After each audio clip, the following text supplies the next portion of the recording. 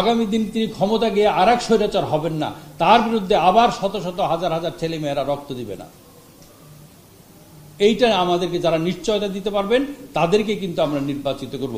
রাতের আধারে গুম হয়েছে, সেই হত্যা হলে আজকের এই 24-এ এই গুম হতো না।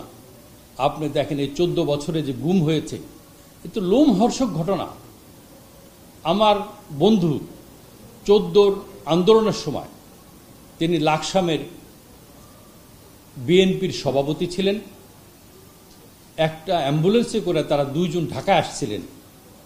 মাঝপথে র্যাব নারায়ণগঞ্জের যিনি দায়িত্ব ছিলেন লেফটেন্যান্ট কর্নেল, তাদেরকে নিয়ে হত্যা করেন। তার 3 দিন পরে আমরা জানতে পারি, যখন খোঁজার পরে দিলাম তাকে হত্যা করা, তার লাশও পাওয়া যায়নি। এরকম শত শত ঘটনা আমাদের জানা আছে, যেগুলো এখন বেরিয়ে আসছে।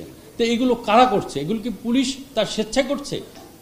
তাই পুলিশের পিছনে যে মুনিরা আপারা যারা আগামী দিনে দায়িত্ব নেবেন, তাদেরকে যদি এই সংস্কার যেগুলো করবেন, এটা অত্যন্ত একটা দলিল হিসাবে থাকবে আমাদের কাছে।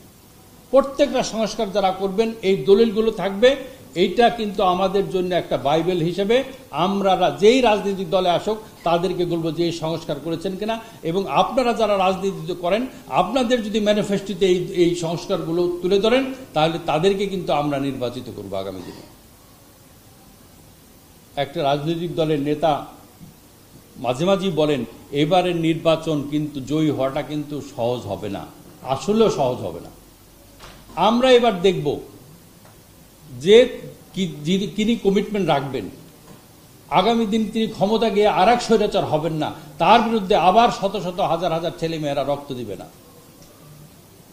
এইটা আমাদেরকে যারা নিশ্চয়তা দিতে পারবেন তাদেরকে কিন্তু আমরা নির্বাচিত করব। শেখ হাসিনার সরকার বারবার দরকার। তাই শিল্পী কবির সুমনের জনপ্রিয় গানের ভাষায় বলতে চাই, প্রথমত আমি তোমাকে চাই, শেষ পর্যন্ত আমি তোমাকে চাই, ভীষণ অসম্ভবও তোমাকে চাই। জয় বাংলা, জয় বঙ্গবন্ধু।